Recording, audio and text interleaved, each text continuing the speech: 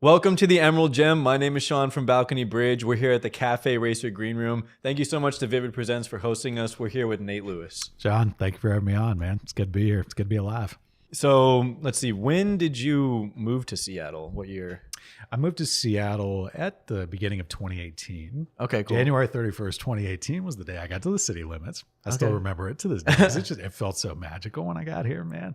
And you got brought out here by a friend to join a band? Yeah, it was some people I actually knew back when I was living in Tallahassee, Florida. And to make a long story short, they had moved out here, just for a change of scenery, but also to like start up their band. And at that time, I was still living in Atlanta, but it's like, we kept in touch. And it's like every other month, it felt like I was flying out here to hang out with them. And after, like 6 months, a year of that, I was just like, dude, I just need to take a chance and move out here. Hell yeah.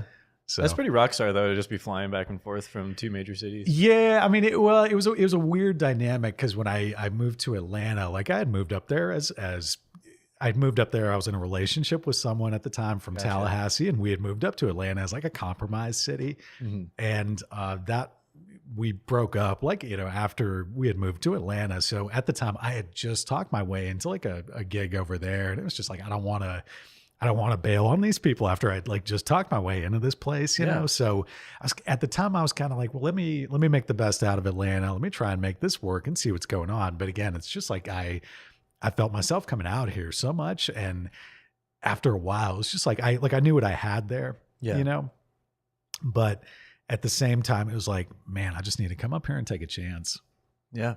And here you are. What is that? 6 years later? That's 2024 now. A little bit over 6 years. Yeah. And congrats. Seattle's home for me, man. Like that's awesome. This is home. I found home when I moved out here.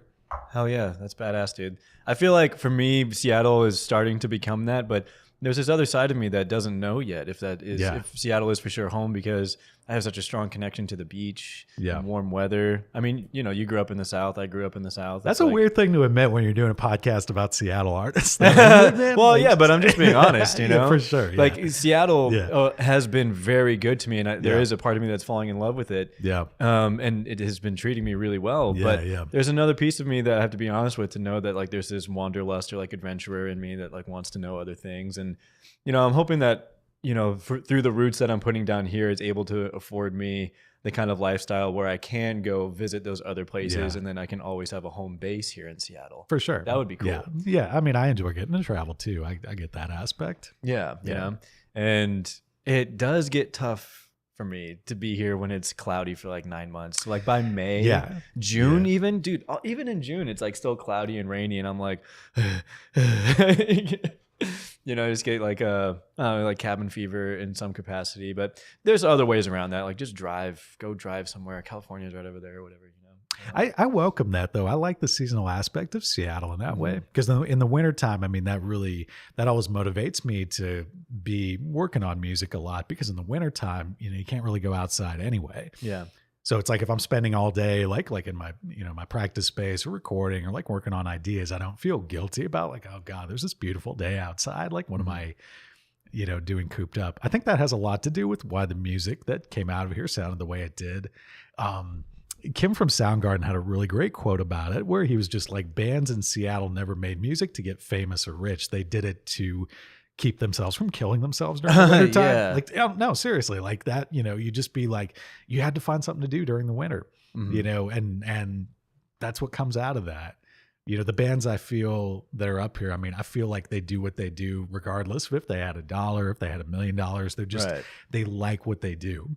And I love being around that energy. Yeah, absolutely. I just went to Freak Out Weekender last night for the first time. How was that? Dude, it was fun. It was crazy. Well, one, because it's Freak Out. Like every band has like this sensational energy and they go crazy and the crowd is totally into it. And the place was packed too. So it was a lot of fun and I got to see some cool bands. But the biggest thing was like I just had this overwhelming sense of joy and this smile on my face, because the thing about the Freak Out crowd is I'm like, everybody here is a music lover. Like everybody here are people who are about going out to shows and seeing live music. Like they fucking love live music.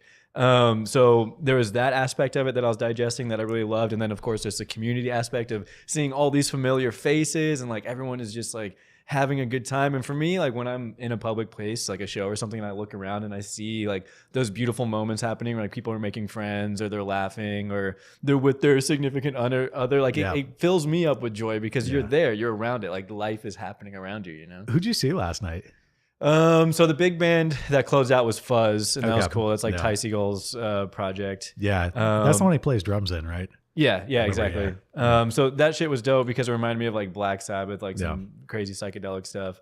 I saw this band called Slaughterhouse, and I was turned on to them because they have the same drummer from Frankie and the Witchfingers. Yeah, Nick. So so when I heard that, Nick, I was like, oh, they're gonna go crazy. Yeah, Nick borrowed my drum kit to do Frankie and the Witchfingers KEXP session. Oh no shit! That was the first time I ever met Nick. He's a cool dude, great drummer, man. Oh yeah, incredible.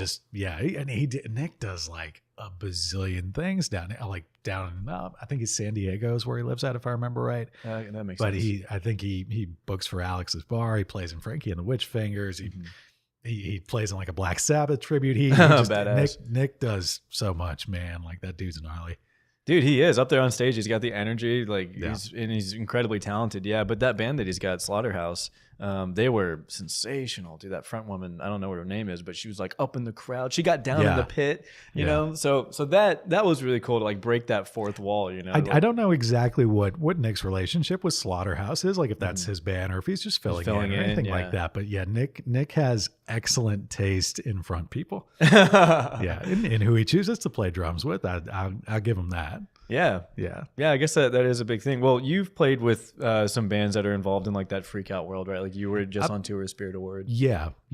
I've filled in a handful. I wouldn't say, and Spirit Award, I mean, in some ways we're kind of adjacent to that. I mean, obviously, you know, like I know those guys, but I've filled in for Acid Tongue. Right. You know, and I've filled in for the Grizzled Mighty and Biblioteca. I mean, all those bands have put out, you know, records with Freak Out. So I've the last few years, I've definitely been in orbit of those circles, you know? And yeah, like music wise, I don't know where I was going with that. Yeah, you're in that community, you're in that scene. Like I'm around it, man. You know, some of the stuff with Freak Out is like, I like the high energy stuff. And then there's other things where I see certain bands and I'm like, okay, the way this is like, you could take this band and totally dress them up on a record, you know, and mix it right and everything, and it'll be a vibe. But it's like live, it's not always the most exciting stuff to watch. Translate, but I'm more, and that's more a reflection on my own taste. Where it's just like live. I mean, I want energy. Like if I'm gonna pay my money to go see a live show, like I want to feel something. I want to, and it can't be if I have to like. You know, I'm not like anti-substance or anything, but if I have to be on something to feel something at the show, then it's like, that's not a show that I want to be around. Yeah. You know, it's got to be like, I remember one really great band I discovered through Freak Out was the Schizophonics.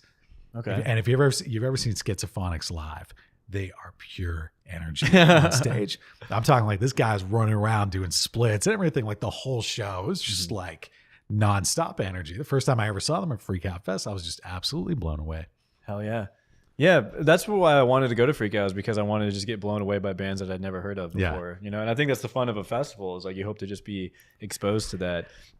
They do a good job of setting up like Freak Out when they bring in the Liquid Light show and everything like that. Yeah. Because that's a really critical, actually, I feel like I've come to appreciate this in the last year. That's a really crucial element that a lot of bands just totally like overlook when they go to play live. Yeah, because it's just not. It may be something that's not in their wheelhouse. They don't know anything about it, or there's like nobody at the venue that can do that, like step in. But it really makes a difference. For a lot of bands, especially, it's a really kind of underrated element.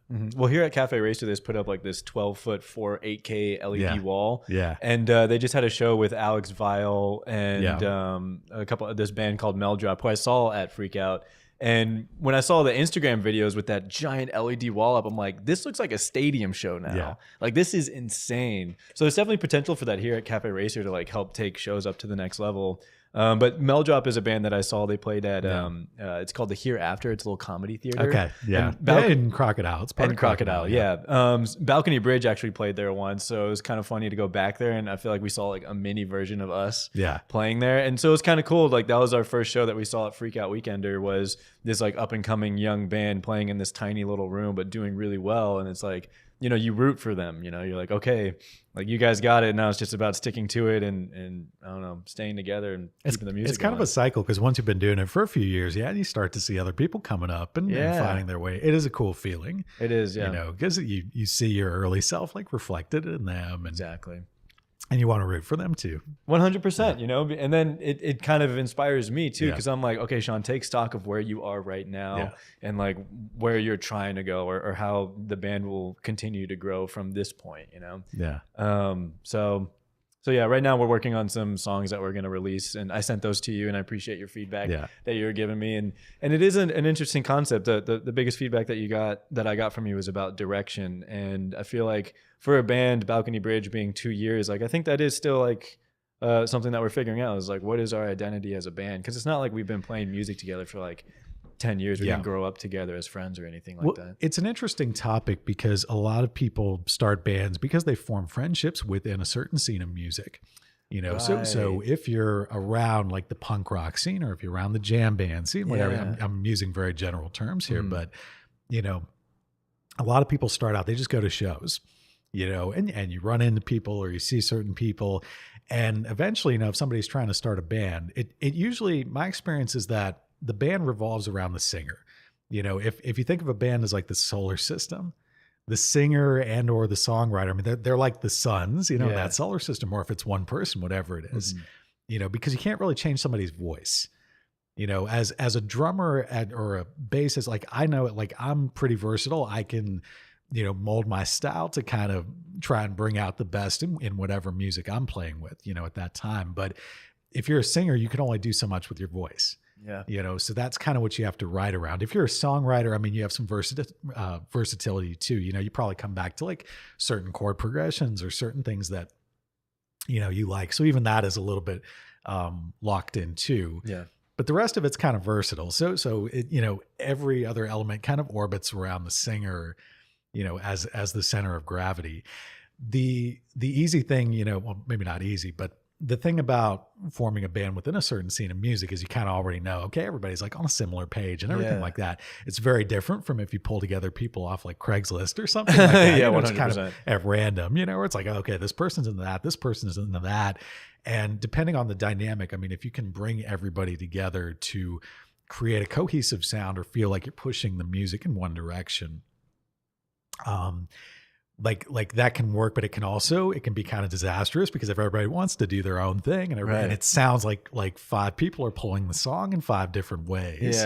Yeah. That's the tricky part. Sometimes that's where a record producer comes in really handy too. Yeah. Because a record producer will, kind of hear it from a bird's eye view and be like, like that drum fill was, that was a little busy right there. Even though as a drummer, I might be like, oh, like I really wanted to do that. It was so much fun. Yeah. Dang, you're so right. But the producer is just like, that wasn't really the vibe. Or maybe the singer, for that matter.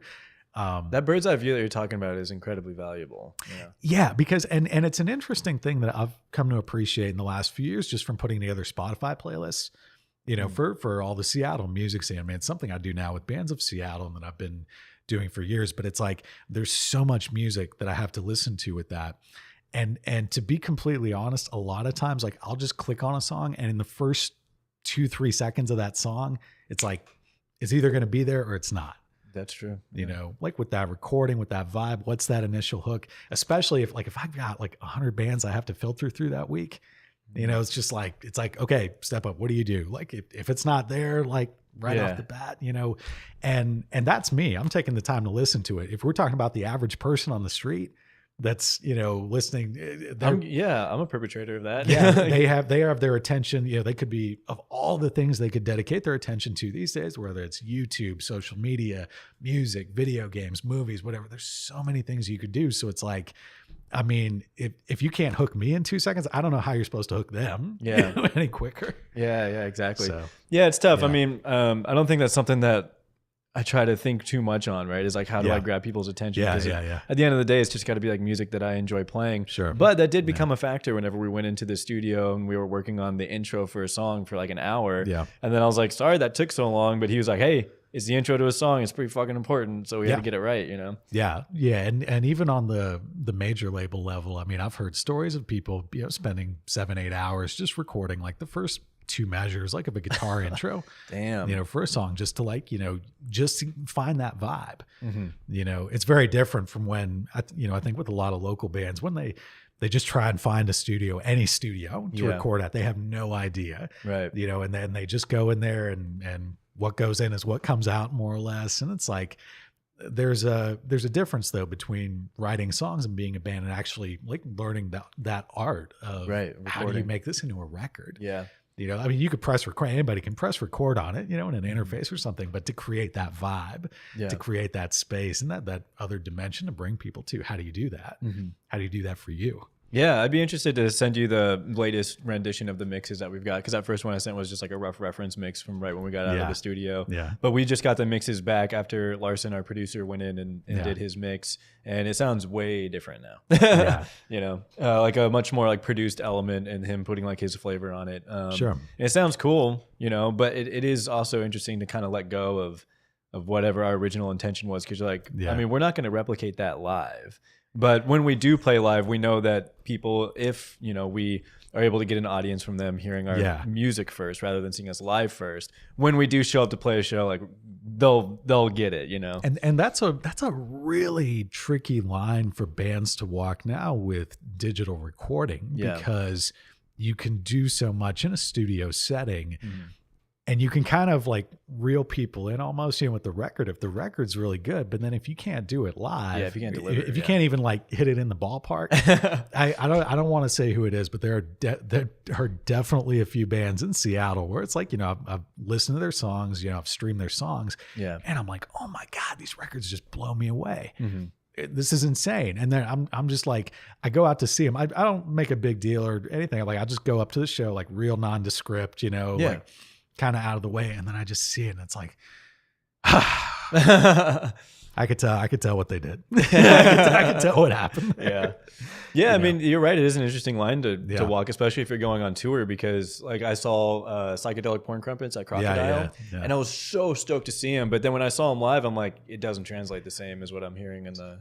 Sometimes in this day and age with records, that's really interesting too, because you can make like music that's really good for a record and you can vibe out to it and listen to it. But the same stuff that makes it that is actually what makes it kind of boring to watch live. So like, for instance, let's just say I'm playing like a really basic beat. Just a really basic drum beat over that, just a simple bass line, and maybe, like some droney, like vocals or guitars or something like that. If I mix that upright on a record, you could make that sound huge.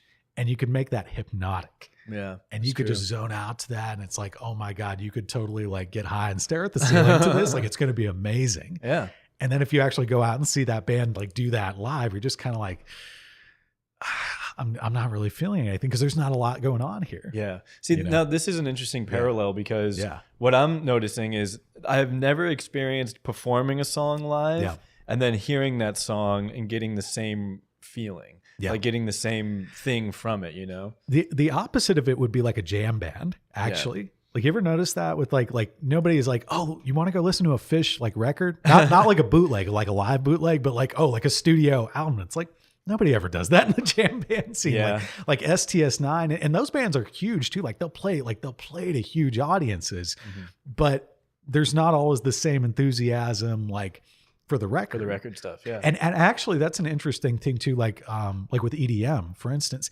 EDM is only about 3% of the music streamed on Spotify. Really? Yeah. It's a small percentage, because again, people, it's one thing like when you're in a club and everybody's like, oh yeah, we're partying to this stuff. But nobody's going home and be like, oh man, let's bump that Tiesto record was deep. Dude. Like, it's like, it's kind of an interesting, it's the same parallel with that. Yeah, I feel like with EDM music, I wouldn't listen to it. Even like house music, because I'm just starting to get into it now. I'm finding that it's more like if it's meditative and I'm just trying to focus, and it's background music, Exactly. But that heavy stuff with the heavy drops, like some heavy techno or something. I mean, you just got to be in a certain vibe. Exactly. So that's a tough thing for me to reconcile. Is it's like, I just want to play these fucking songs live because they juice me in a way and like make me feel alive. But then whenever I hear them back in the recordings, I'm like, it's not doing it for me. Sounds terrible. So then it's a hard, it's a hard thing to live with, because these are once these are out, they're out and they're out into the world, and you just got to let them go. And then And then at the end of the day, like I always get to perform these songs, so that's what matters to me. But then in, like the recordings, I'm just like, I'm not gonna have a relationship with it, I guess. But that's a challenge to me that I appreciate about recording as a drummer, because I could play a fill that feels really good to me as a drummer and feels amazing to play. And then I go back into the control room and I listen to the playback and I'm like, ugh. Like, that's not, that felt amazing in that moment, but that's not cool to listen to. Yeah. So where is that middle ground? Because I don't want to do the thing that's totally boring. Yeah. Either. I remember I had a really fun session working with Biblioteca on that when we recorded She's Bad, and we were recording over at Studio Litho in Fremont. Garrett was engineering that one, and that was like one of those sessions where I was really happy with how it turned out, because I didn't overthink it going into it. I didn't overthink the drum parts or anything like that. I just kept it pretty simple. And then when, we would do a few takes all live, no click or anything like that. And then we go back in the control room and we just listen. And in about, one playthrough, listening to it, I'm like, okay, I'm going to read, I'm just not going to play like quite as much there. I'm going to add just a little more to that part. And then listening back to the final result, I was like, yes, okay, this is doing exactly what to me it should be doing, and everybody else was feeling it too. So I'm like, okay, awesome. Hell yeah. I mean, that's the best. If when you go into the recording studio, you quickly figure out your process and you're immediately satisfied. Yeah. I think for me, like whenever we were in the studio, because we went to, it's called XX in Fremont. It's like right underneath Lucky Pho. Yeah. Like I think we found the best process that we've experienced to date. But then whenever we get the mixes back, it's like, yeah, I don't know. For some reason, it just doesn't translate. It's like I had fun in the studio. Yeah. I enjoyed the recording and I liked the way it was sounding coming out of those studio speakers. Yeah. But now that they're coming out of my headphones or my car stereo, I'm like... Because you took yourself out of the vibe in that moment. And that happens in recording sessions too, because obviously you're playing or everybody's in the control room and you're just psyched to be surrounded by all this, expensive gear in the studio or something like that. And then you actually go back and listen to it in your car, remove yourself from that whole environment. And you're just like, ugh, like this isn't hitting. So I think that's something that becomes easier to get over the more that you record, in my experience, because then you're not as enamored. When you make that first record or something and you're just like in this, really fancy studio environment, you just can't think. You all kind of become idiots at that point. You're just kind of like, oh my God, you're just freaking out, like how amazing the experience is. Yeah. But as you've done it more and more and stuff like that, you get like less jaded. Yeah. Well, you become more jaded, but in a good way. Oh, okay. To where you're like, you're not so enthralled with that you lose objectivity. You see what I'm saying with that? Like, like you can still be objective and listen to the playback and be like, yeah, that wasn't good. Or like, you have to like redo that fill there or something like that. Yeah. Or that would totally, like when you listen on an iPhone and you lose everything under like 500 hertz on this thing. Right. So it's just like, I know I always sound amazing, like when I listen back to myself on studio monitors, because there's all this extra bass in there that's like, yeah, dude, those awesome. They lie to you. They absolutely do. Because then when you take all that away, you just play it back on here with no bass frequency. It's like you realize like, oh yeah, this doesn't sound good. That's one thing is it's like that I guess I struggle with, because if somebody's mixing on these badass expensive studio monitors all day, but then people are listening on like their laptop or their headphones and stuff, and it's like it's not translating this. There's an interesting trick with that, because hi-fi recording back in the day used to be like, people would buy like big hi-fi stereo systems for their homes and be like, I want to feel like I'm actually in the room with the band, and all those little bass frequencies and fluctuations in tempo actually added to the atmosphere of it. When listening moved on to like earbuds and iPhones, you lost a lot of that. You lost a lot of that atmosphere.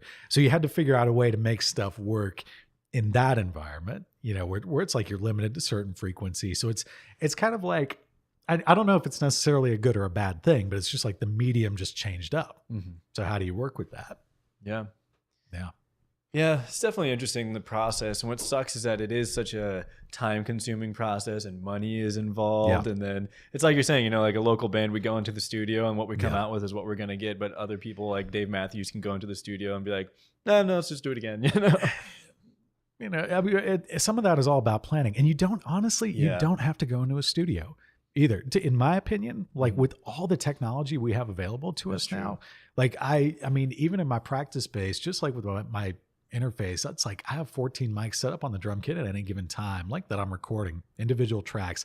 That interface is like $500. It's not a ton of money. Yeah. You know, so it's like I can get like full drum sounds out of there, and I love what I get. You know, you don't have to go to some of these studios and spend, you know, $700-800 a day on a lockout. You're spending the money for the experience, like we were talking about. Yeah, kind of. You know, so it's like how much, you know, how much money you want to light on fire over that is kind of up to you guys. You know, but I wish, you know, more bands understood that process, and I think it's a very different process from the creative side of it, of songwriting and everything like that. It's a much more tech oriented process, and there's a lot of, if you've never done it before, all, you know, dealing with all the tech stuff, I get it. Like I get driven nuts by it too sometimes, but if you can wrap your head around the basics of that process, you can save yourself a lot of money, man. Yeah, yeah, that's true. I mean, that's something that I've reconciled too, is like, I really don't think that we need to be going into a studio. I mean, we recorded a couple songs in my bedroom, and I was like, this sounds fine. But at the end of the day, it's like, we aren't going for just fine though. Like, we want something that's exceptional, that when people hear it, they're like, this is like of the standard that we hear anywhere. But the thing about that, and so much of that, I don't think people really appreciate, is how much of that is in the songwriting and the composition and the emotion that you put into it when you record. Like I used to play in a band, for instance, where they had written a whole series of demos, and we actually went into like a big studio eventually to record parts for all this and everything like that. And the demo sounded so much better. Not because it was like more hi-fi, or because, I mean, we weren't recording on like $10,000 mics like we were in the studio, but because I'll just say, when these people like were able to just record by themselves in their bedroom with an interface, they could take their time. They could be honest with themselves. They could listen back and be like, nah, that wasn't it. And they could do it as many times as they needed, you know, that's true. Which is very different from when you go into like a big recording studio and it's like, we got to hammer this out today. Like what we do is what we get. So it's really just it's about the process as much as the environment. Yeah. I kind of want to circle back to some of the stuff we were talking about earlier about like bands finding their sound. Yeah. And one point, I was talking to Join about this yesterday, because like I said, I do think like we are, in one way, like I love that, yes, Balcony Bridge is made up of 4 very different individuals, all bring like very different styles. And I think at the end of the day, something that we've accepted is that this band is a chance for everybody to do exactly what they want to do. And I hear what you're saying, where it's like that can result in like the song being pulled in different directions, but it's feeding all of us in a way, because like we can play however we want to, and then we're just making that work together. And I think when we play live, like people see the energy that we put into it, and then they can feel the relationship we have with each other, right? But when it comes to trying to like grow an audience and like hit like bigger, more mainstream success, stuff like that, I think this process that we're in, right, it's just going to take a little bit more time to really like grow that audience that we're talking about, unless we decide to pivot and be like, no, we're going to be an alternative rock band, you know, and then like, this is actually the sound we're going for. But I think the bigger challenge is that in defining your sound is coming up with a sound that isn't the same song over and over again. Sure. Because I'll be honest, like I'll go see bands and I'm like, they're playing the same song over and over, but they got a sound. Yeah. You know, so I think that is, again, something to be mindful of, is like, how do you develop a sound, but the songs are still different? I mean, you see what the audience reacts to sometimes, you know, and again, different audiences are going to want different things, you know, depending on what environments, you know, that you find yourself playing in. Some audiences do want the same song. Like you go see a metal band and it's like, there's a certain, doing the thing again. There's a certain expectation there, because everybody came out to that show to mosh and, you know, circle and just pit go or whatever. Fucking crazy for 2 hours. Absolutely, yeah. So you can't come out to that environment and bring like a jam band vibe to it. That's not going to work. Yeah, you know. But and you know, you have to be true to yourself too and what you enjoy doing. Yeah. So I mean, a lot of that is just kind of struggling to figure out, well, what is it that you like? Mm-hmm. You know, what is it that you actually want to do? What sparks your creativity? You know, and figuring out some kind of, you know, maybe a middle ground or something like that with everybody, so you can kind of get everyone on the same page. Yeah. You know, I think for us, like ultimately we just want to be playing songs that we have fun playing. Yeah. you know, and the songs that we have now like do that. And then it kind of just happens naturally. We're like, if there's a song that we don't really like playing, then it just doesn't come back up. Yeah. It just kind of like phases out because then there's all these other songs that we can play. Sure. So I think for Balcony Bridge, like we're just on this journey, and it's something to reconcile with and humble yourself with. As like, we're still figuring us out, you know, we're still figuring out who we are as a band together and stuff like that. Oh, I've been figuring it out for 30 years of my life now, and it's not over yet, man. So, you know, that doesn't really stop though. I don't think, honestly, like if you're actually like growing and evolving, you know, I mean, that continues, doesn't matter what age you are, you know, it only stagnates when you want it to stagnate, or when you start taking on other responsibilities in your life and you want to put maybe like this, you know, part of your musical life or whatever more on autopilot. If you're at that level of success, you know, like I think that's a little bit easier when you have like an established like fan base, and it's like, okay, I've got a sound and stuff that works for me. And, you know, I can kind of be consistent with that and rely on that, and, you know, maybe focus my creative attention on other endeavors in my life at that point. I mean, there are definitely certain people in that position, you know, but when you're finding yourself creatively, that's a whole different lane. Yeah. Finding yourself and with others, you know, that you're in a group with. Yeah.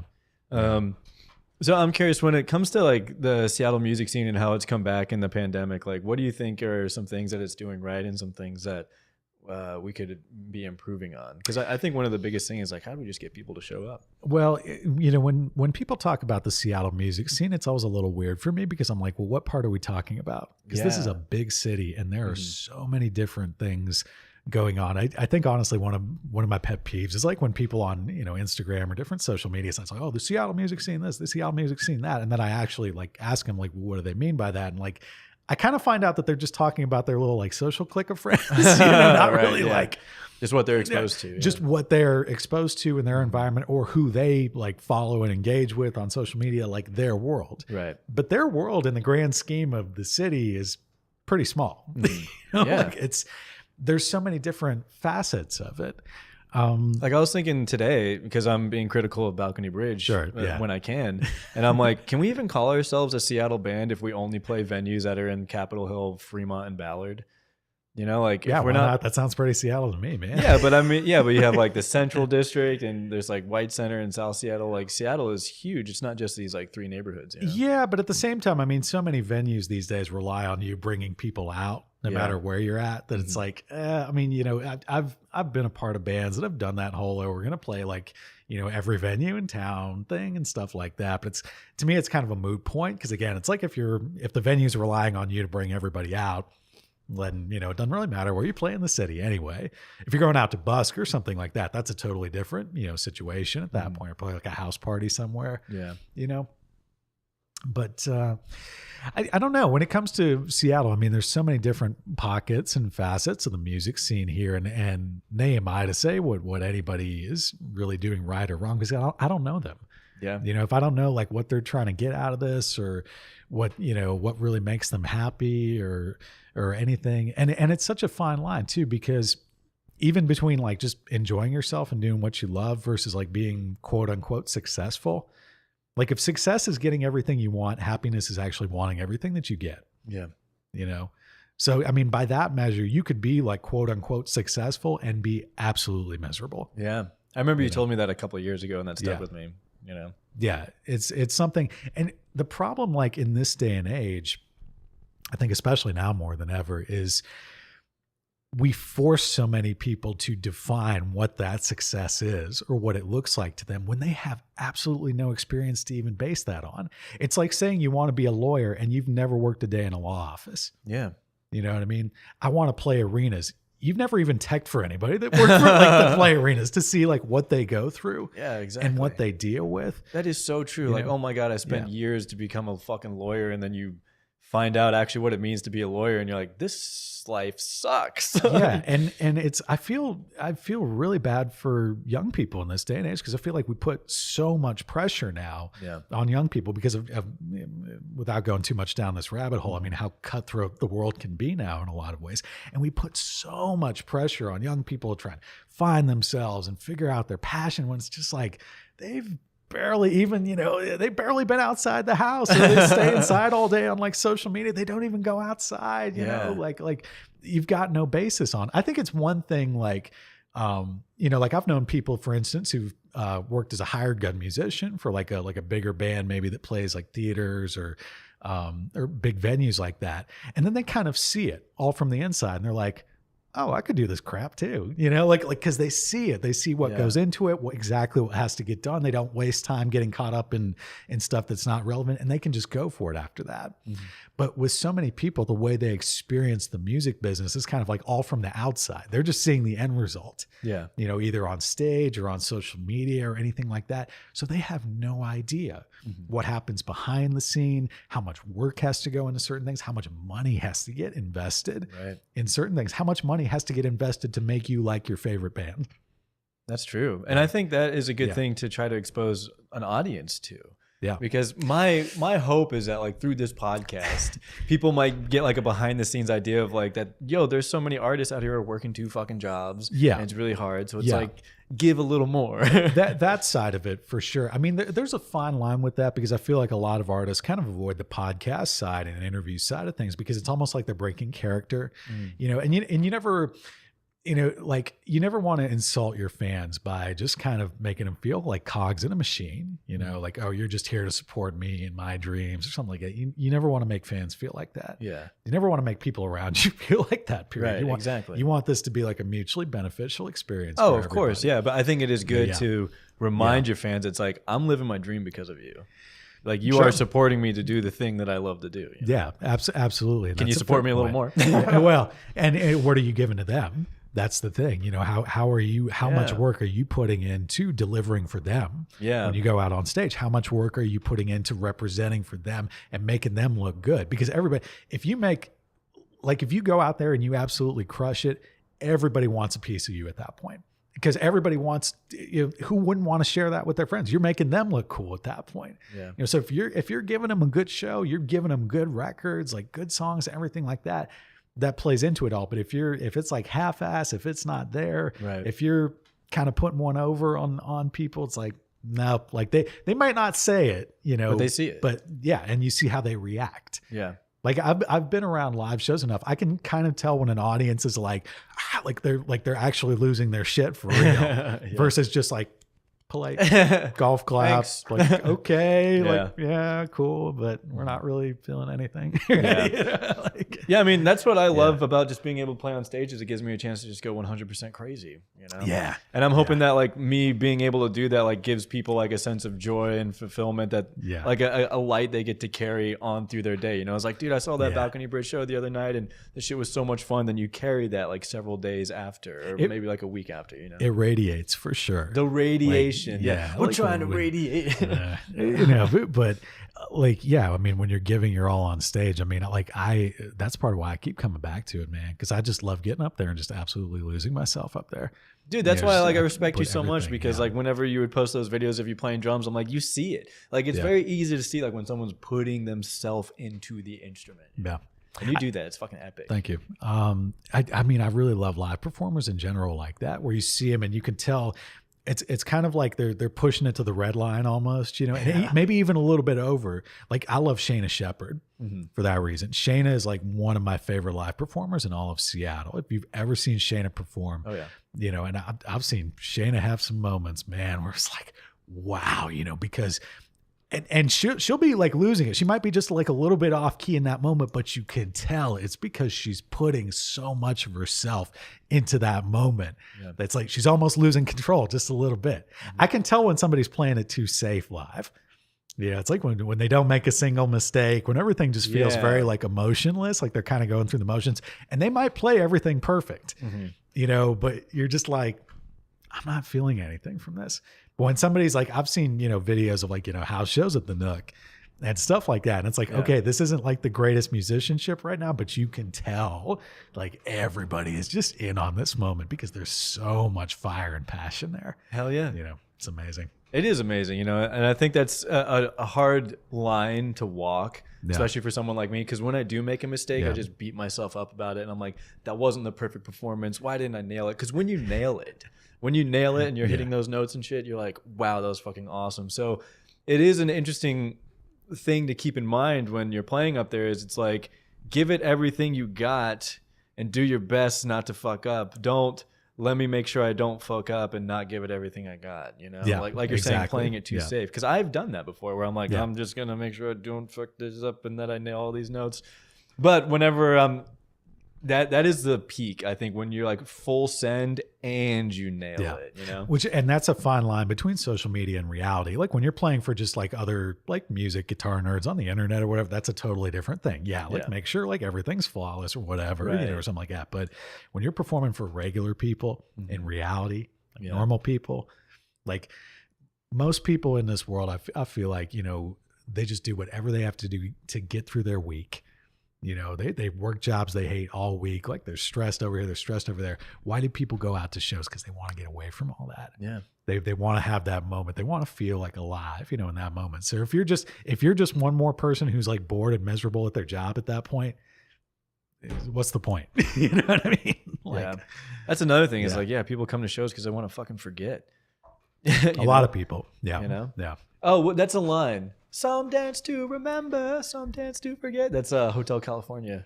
I never listened to the Eagles a bunch, to be completely honest. Dude, I've only listened to that one song. I grew up like where I grew up in South Florida. I mean, classic rock was always what I associated with like biker trash and Fort Lauderdale, Florida. You know what I mean? So it wasn't like I eventually went back, you know, and I heard those bands later on, just for appreciation. Yeah. But it wasn't what I grew up with. It wasn't like the kind of music that I grew up around. I feel like I'm the opposite because I grew up with like classic rock, right? Okay. But now, the other day I was like, oh, let me get psyched to go out. And I'm like, you know what I haven't listened to in a long time? Van Halen. And then I was thinking in my head, I'm like, I don't know if I could really get down to Van Halen the same I could when I was like a kid. Oh, 1984 was a great album.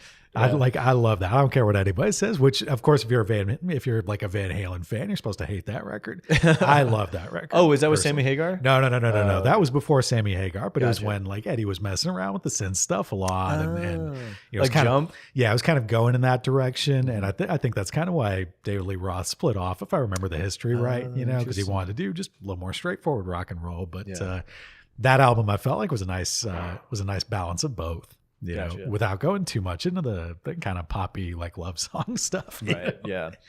It is interesting how like your just relationship with songs that you grew up with just changes over time, you know? Yeah. Yeah.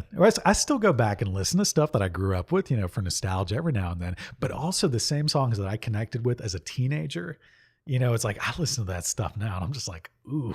A lot of that stuff did not age well, man. Oh, yeah. There's definitely like some cringy lyrics out there. Like we're talking about some Blink-182 stuff. But again, I think that's everybody. It's like I guarantee you, whatever music you connected with when you were like 10 years old or 15, if you're still like connecting with it like that at age like 30 and 40, it's like, it's one thing to like appreciate it, you know, but it's like, I'm not going to go back and like listen to that. It's like, oh, this is totally like the soundtrack to my life as it exists right now. It's not, you know? At that point, it just becomes more like a scrapbook or something like that. Yeah. And I don't fault the bands who perform that music for still playing it. I think that's totally fine. Like, hey, get your money. Like that's their job. You know what I mean? Right.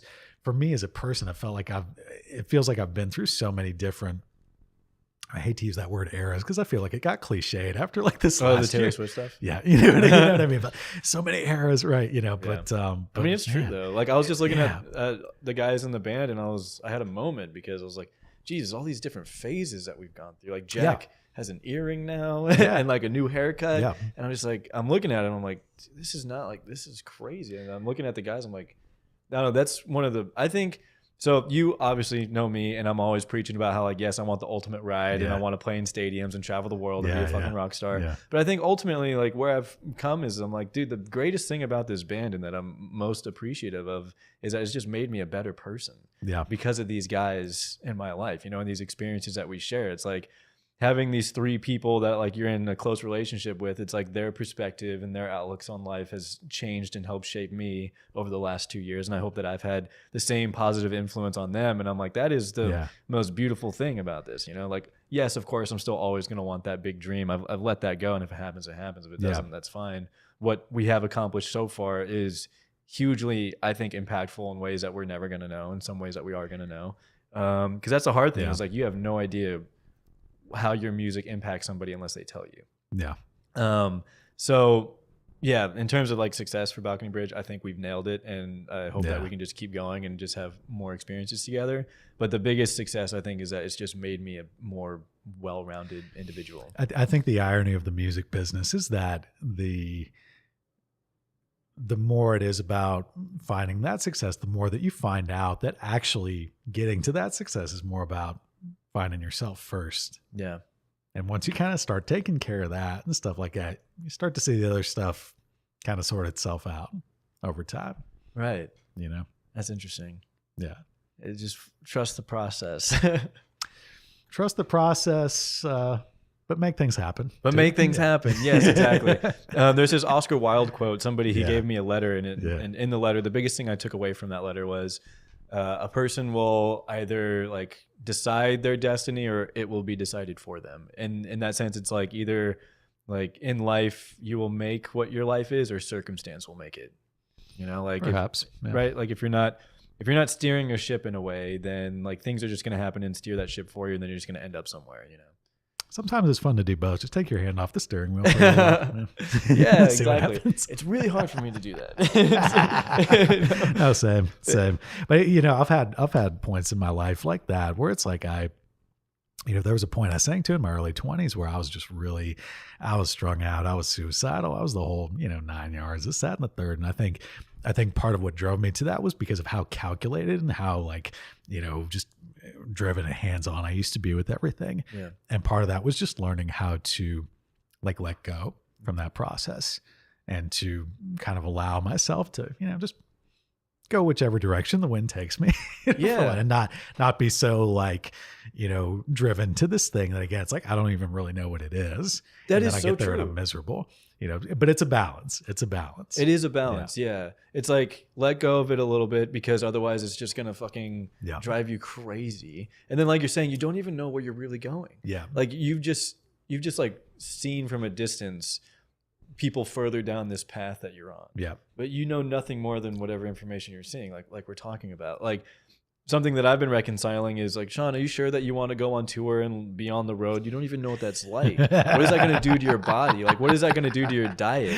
You don't even know what that's like to fucking play 3, hour sets in a week and then get on a fucking bus. Like you might fucking hate that. Well, it's interesting because I feel like honestly, after 2 to 3 weeks on the road, everything that you have at home starts to dissipate. I'm talking, you lose jobs, relationships, friendships, because you're just not around, like once you hit to that level where like, if you're touring and you're out for, that amount of time, anything that you have at home just starts to fall by the wayside. A lot of people don't even really think about it like that. It's not one of those things you can appreciate until you've actually like been out there and you're just like, wow, like I have been away for a long time. And the only thing that feels real anymore is whatever's around you in that moment. Like I'm sleeping in the back bench of a van, like whoever, my bandmates, like that is my social life. Yeah. At that point, we're in all these places like we've never been, the road becomes your life at that point, and I think that's one thing, when you're younger, if you don't really have a whole lot going on at home at that point, or you want to get away from all that, that can be really awesome. But I think, you tend to notice, especially as people get older, and it's like you start to figure out the world and you actually have like some stability at home or start to get some things going. You're just like, I don't know if I want to be away from that stuff all the time like that. Yeah, it's definitely something I've thought about. Like, how am I supposed to hold down a relationship? Like, yeah, what's funny about that is if you look actually at the routing for a lot of bigger bands these days, nobody's going out for like super extended amounts of time like that anyway. I don't want to, I hate to call them out because I love these dudes, but like Sunny Day Real Estate, if you're familiar with that band, they put out like a whole tour poster for their run this year, and they had all the dates on there. Mm-hmm. But if you look closely at the dates and the routing, you'll see like, oh, they're only going out for like a 2 week weeks here, or like a weekend there, or something like that, So it's kind of spaced out in a way because those guys are all, they got families and stuff like that. Like nobody wants to be out on the road like that. Miley Cyrus stopped touring, for that reason, because it's just like, again, if you can just make music and be happy, like who wants to just be on this like endless grind, just going all over the place, for its own sake. So I think that's definitely something that a lot of people are getting hip to now, and that's kind of evolving a little more. So who knows what the future is going to be like with that. But yeah, exactly. Yeah, I did see like one guy, he went on like this huge tour, and I'm like, why isn't he going on tour again? He's like taking a year off basically from playing, and he'll just play like a select show here and there. And I'm like, I guess it kind of makes sense. And you'd hope that after he goes on like a 6-month long world tour, that after that he's sitting on something comfortable. To be honest, I mean, it's kind of interesting because the way the touring business has consolidated now, like with the big markets and everything, it's like you don't really have to do lengthy tours like that, because if you're just a band that's popular, like in kind of in the alternative space, big on KEXP or something, you're going to do like the West Coast, maybe the East Coast, maybe the Midwest for like a week. And then what? That's it. And I could name all those West Coast markets like Seattle, Portland, San Francisco, LA. Yeah. Where else? Like I've known bands that have literally flown from Denver to Seattle just to do a date in Denver and a date in Seattle because it made no sense to tour anywhere in between. They'll just meet their tour bus on the West Coast and do like a little run there. Yeah. So that's kind of a way that the industry is consolidating a little bit to where, maybe it's a little easier in that regard. But if somebody even came to me at this point with like a 30-day tour route like that, I would look over it with a fine-tooth comb. Yeah. And I'd be like, do you really need to be playing that place? And also, how much money are you really planning on making in Eugene, Oregon? Yeah. Because I've played Eugene like 4 times now. That place fucking sucks. Dang, it's a college town though. No, but that's the problem with it, because nobody comes out unless you're playing a college party. Yeah.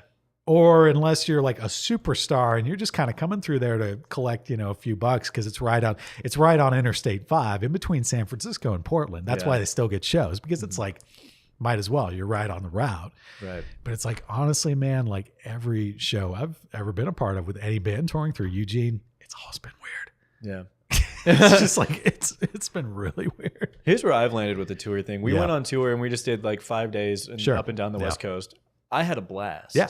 Because you never done it before, right? And we had never done it before. That's the thing. It's your first time, dude. You're going to be psyched every single minute of that. The first time you've ever done it. Dude, it was so much fun, And then like we were goofing off and being goofballs, so that was fun. Exactly. But where I'm at with it now is, and we did come back with money, but that's because we were playing in the park. Sure. So we were getting like $100 to $300 a day just playing in the park. Yeah. Busting it out. Yeah, for sure. You probably do better than the venues at that point, honestly. Yeah, no, 100%. Yeah. The one venue show we played, we ended up doing really well, but it was a hometown show. So like Julian, his family, and his friends, they all came out. So like we had the hometown like honey bucket or whatever. Honey bucket's a toilet, but honey pot. But here's where I'm at with tour. And this might be a loaded question, but it's like, if you aren't selling out in your hometown, why are you trying to go to play other cities?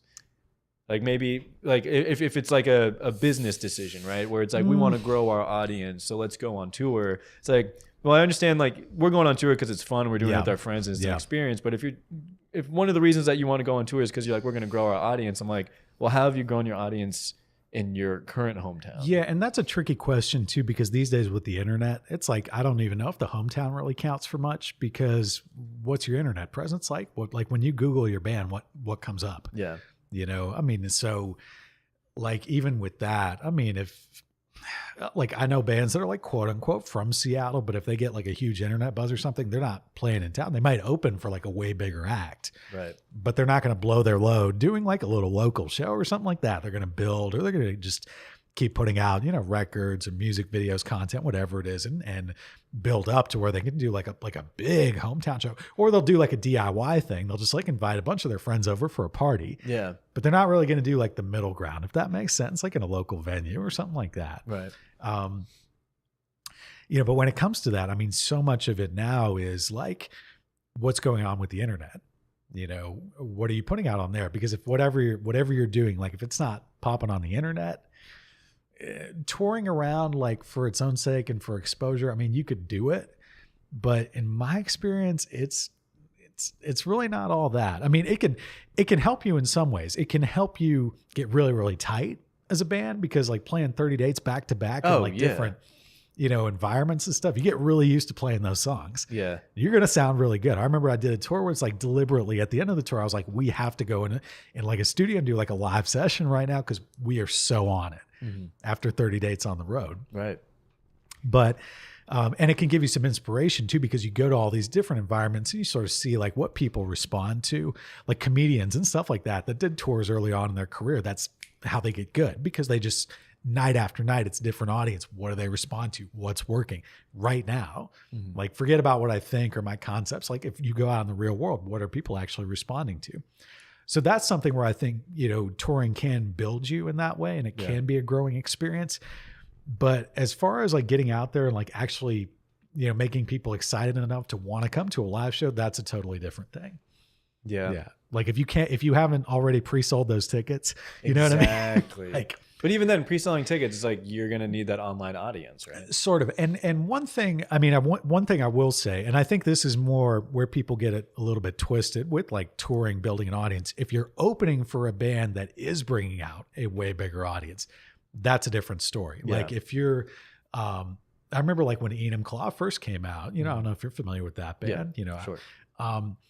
They kind of had a big buzz online at first, and it sort of worked because it was 2020, so nobody could play live anyway.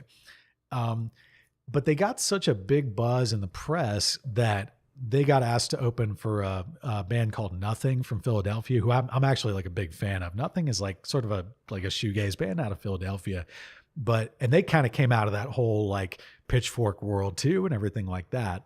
So they basically took Enum out on the road, and night after night, they're playing to audiences like in the hundreds, because Nothing is like a pretty well-established band, and then after that, Enum did another tour where they were opening for Illuminati Hotties, okay, and so with both these tours, they're getting in front of like hundreds of people a date, and that's something where it's like, okay, once you do that, you actually have a history in those markets.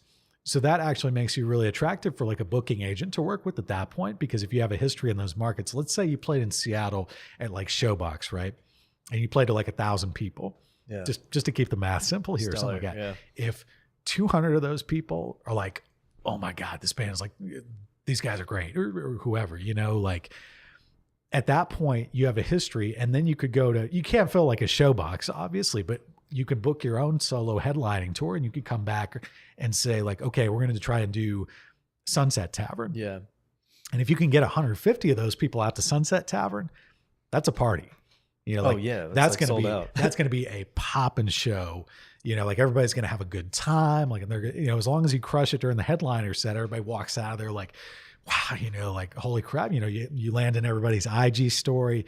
And ideally, if that goes well, bands can build off that. So it's like, okay, that run you do Sunset Tavern. Maybe next time you could do Tractor. Maybe next time you build to like a Showbox. If you kind of keep, that could be like the basis for, for your career, really. Mm-hmm. But if you're going out and playing to like 12 people, 20 people, you can get 12 to compound to 24 to 40, but it's like, you're going to spend so much more on gas by the time that actually gets anywhere that it's like, it's very easy to go broke. So that's the tricky part about it. But that's more where like touring comes in as far as building an audience. Yeah, I think that's probably like the golden goose or whatever. The goose that lays the golden egg is like a tour opportunity with a band that's going to put you in front of thousands of people every night. The thing about a band like that, a lot of legacy bands are like that, but the legacy bands need like the band that's popping on the internet. They need the new band to make them look relevant. Right. You know what I mean? So it's like, that's kind of how you put yourself in position for that, by like hitting that chord with the online audience. And then the legacy band is kind of like, oh, well, like these people will make us look relevant. We'll bring them out here as openers, and then we can kind of scratch their back by putting them in front of our audience and allowing them to build too. So it's it's a mutually beneficial relationship, ideally. Yeah. Little food for thought, little quiz question, I guess. What do you think is currently the best opportunity for local bands that is a local resource? A local resource. Yeah, what's the best local resource for local bands? In terms of like exposure, opportunities, like for instance, the thing that I would think of, I'm like, oh, a KEXP session. Like if a local band gets landed on KEXP, which is like kind of a local tool, but not really, like that is probably one of the best things that could happen for a local band, because that's something that can springboard them to a huge audience. To some degree. KEXP, like that YouTube channel still has like 2 million subscribers allegedly. So that's, I say that, but you have to be a little careful with the internet numbers, because you could have a following from like 10, 15 years ago. That's like active. That's totally, yeah. And I'm not saying, mind you, I'm not saying that that's KEXP. I'm just saying like, don't ever do a KEXP live session and be like, oh, this is going to like blow us up or something. It's like, it's fun to do. I've done it with Spirit Award. It's an amazing studio that they have in there. They treat you super nice. Like it's awesome. Like the sound is great. Oh, I bet. And it's something, don't get me wrong. Like it'll get out there to some people, but also even like with KEXP or something, what are they doing? Well, they're just filming you like playing in a room together. You could do that. Yeah. But to that level of like the audio production and the video production. Oh, easy. Like, again, I mean, even in my studio space, like with that interface that I have, how many mic channels do you need? Just start working out the logistics like that. Or you could even take out, you don't have to go to KXP. You could just rent out a day at like, Studio Litho or wherever and have some people come through with cameras. Yeah. And just film that. Mm-hmm. If you want to get that, like there's nothing, again, KEXP is awesome. Don't get me wrong. But for what that is as far as exposure, it's not like, any band could do that. Invite over you got 3 friends with iPhones, invite them all over. iPhones are pretty nice actually. Yeah. They'll be your camera people. Yeah. And have them film you during the set, record all the audio, make the audio nice and everything like that. And you could just edit the whole thing together yourself after the fact. I don't even know if that's something that frankly works for every band, because the visual of just, band people playing in a room with nobody is kind of like, it can be a little drab. That's why people do like music videos and kind of like dress it up a little bit, or like, especially nowadays with the IG reels and stuff like that, or try to put some other creative content to it, which you could do if you have recordings too. I mean, that's another thing. Like if you can figure out how to get those recordings of yours to land in those like little funny, like algorithmic videos, YouTube shorts, Instagram reels, like TikToks and stuff like that. You don't have to be on there yourself, like as an influencer. Absolutely not. Actually, I would say no for most people. That's a whole different lane. But it's like even just getting those people to use your songs, or encouraging them, whatever you have to do to build those relationships. I don't know. I mean, some of that stuff is like really fleeting. Like it's a weird space. I'm not going to sit here and pretend like, I've got that space figured out. I don't. It's changing all the time, man. Yeah. I would be very suspicious of anybody that claims to have that space figured out. Yeah. No. It seems just like a lottery system. It's kind of. I mean, I do think like at the end of the day, when it comes to music or being an influencer, actor, politician, any kind of public figure, people really do gravitate towards the person who's like a 10% better version of themselves, because that's the difference between somebody looking at you and being like, oh yeah, they're really talented, or yeah, they got that one song I kind of like, versus like, oh my God, you're speaking for me. You're representing for me. You're making me feel seen. Like, please, here's my last $20. Like, I'll buy whatever it is you have. Just thank you for existing. So, I think that's a big part of fandom, and that was true 100 years ago. I think it'll probably be true 100 years from now. I was just thinking about that the other day when Cafe Racer was having a show here, and I looked at who's on stage, and I looked at the audience, and I'm like, this is a direct reflection of the person on stage. Yeah.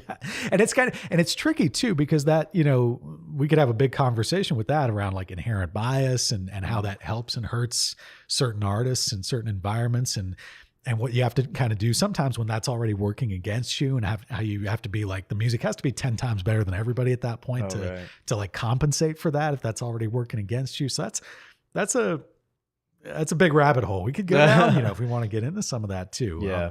I guess maybe one of the last things that I'd like to talk about really quick is where we might see gaps in the scene for encouraging and fostering like the development of our local scene, of people being able and having access to live music.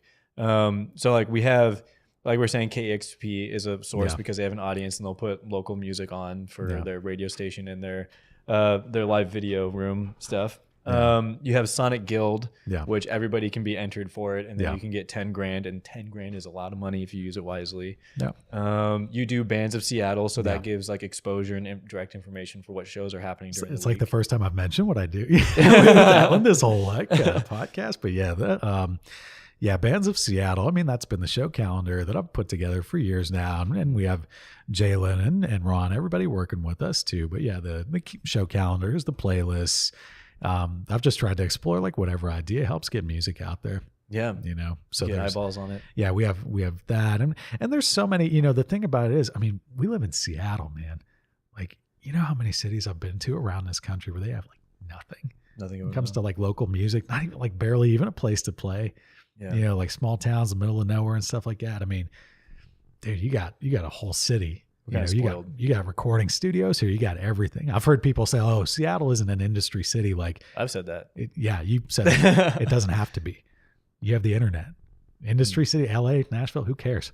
Like we have mics. We have lights. Let's go. Right. It's true. I will say, I think the disconnect between a place like Seattle or New York is like New York is also a destination city though. So people in the industry go there to like vacation. So like we had Chris Anderson on the podcast and he got connected with the manager for the Gorillas because she was just in New York City and saw them and was like, you guys. Yeah. But the thing about that though is that people in the industry can only do so much for you at the end of the day. I mean, because they can't force anybody to like your music. Mm-hmm. They can try to, coach you along a little bit if they really believe in you, or if they really believe in you, they'd be offering to manage you. Or they can just give you a direct opportunity, right? Sometimes. I mean, there's certain things that they can do to try and put you in position, but even that's a little bit tricky because music fans can kind of tell when somebody's being like pushed on them. Gotcha. Or somebody's being like kind of over marketed or over promoted to them. It's not a good feeling. People like to feel like they have some sort of like ownership and kind of like they have some agency. Yeah. Like they have some agency in the process. There might be some marketing that happens behind the scenes. Yeah. But whatever happens, it has to feel real, and it has to feel authentic. It can't just feel like, oh, this is just somebody in the industry kind of pushing this band because, this is what they want you to like or something like that. Well, I guess there's different avenues because for me, like I'm using this Chris Anderson reference because it's literally like someone who's like, I manage a band. I like you guys. Let's take you on tour. Exactly. Because it's like, for me, what I've been telling the guys is I'm like, I feel like we have like, we're going to get some better songs out there than what we've previously released in terms of like studio quality. But I'm like, man, it just takes the right person to look at our fucking Instagram page, see what we are and see these live videos and then just fuck with it. But it's like that lottery system again. And I think in a place like New York City, you might have your odds increase of that. It can increase, but again, it's almost like I compare it. It's interesting you say that, like hitting the lottery because about 70% of lottery winners go broke within 3 years of hitting the lottery. Seriously, because it's just like they get that opportunity and either it doesn't work or they don't know what to do with it. Yeah. So it's like even you can have strokes of luck sometimes like that, or you just put stuff up and it's just like, it's just not resonating. Like you can spend years putting out music or doing your thing like that. And for whatever reason, like it's just not your time or people just, aren't really interested in that right now. Or you hit the right trend cycle at the right time. And then it falls off after that because you're not in that trend cycle anymore. It can get really tricky with all that. So even sometimes those strokes of good luck can actually like turn into nightmares if you're not careful. But I guess at the end of the day, the biggest thing is just like we do what we want to do because it feeds us, and we enjoy doing it. And any kind of this more sensational success that we talk about, which sounds fun and is obviously like a dream for a lot of people, is just like a bonus or because at the end of the day, like we're saying, it's just about performing for people and playing music and giving them a space to forget their worries and come together and share good experiences. When you're in that moment and you're playing live and you just close your eyes and you just feel the energy in the room around you, it's like nothing else matters in that moment. Nothing else. Everybody's together. I live for that. Hell yeah, Nate. Fuck yeah, dude. I live for that shit too, man. It's awesome. It's incredible. It's powerful. I think we're fortunate to be doing what we get to do, Yeah, extremely. I'm not stopping. I got to see how the movie ends, man. Yes, dude. I love that. All right, Nate. Thank you so much for coming on the podcast, dude. I'm so glad to have you. Thanks for having me. You got this podcast going. Right? Because you called me and you were like, what the fuck is going on, man? You shot that pilot in the summer. It's like November now. Why aren't you doing it? And I was like, I didn't come up with a name for it. It's got to be timely, like, just tell me if you're having an issue and I'll like get you going, Pretty much, yeah. So I want to take this like closing sentiment to like thank you for, guiding me in a way, giving me your advice, helping me out, being my friend over these last couple of years because it's been shared so like at no cost. Like you've just like given me this information whenever I come to ask you for help. And I appreciate you like in being a resource in that way and sponsoring us with these mics and just, facilitating everything that you have to help people like me and the music scene and everything. Like it's admirable. We need more of it, and we need people knowing that, you know, you're the guy making this shit happen. I'm happy to do it. And it all started that day in Capitol Hill by Cal Anderson Park when I was driving, and all of a sudden I heard somebody playing music from there, and I walked over and saw you guys, and I'm like, damn, that's punk as fuck. Dude, you dropped a $2 bill in our bag, and then I think I had one on me that day. I told Jack, I'm like, because Jack texted me, he's like, dude, did you see Nate Lewis? And I was like, I did, man. Keep that $2 bill. So yeah, thank you again for all of your support and being who you are, and you know, I'm excited to see what's next for you, like when it comes to drumming and who you're going to be playing with, and when you're playing your next show. Definitely, you know, whenever that comes around, I'll do what I can to get the word out. Sounds good. Hell yeah. Well, thanks again, Nate. Appreciate it. Appreciate you, Sean. Rock on.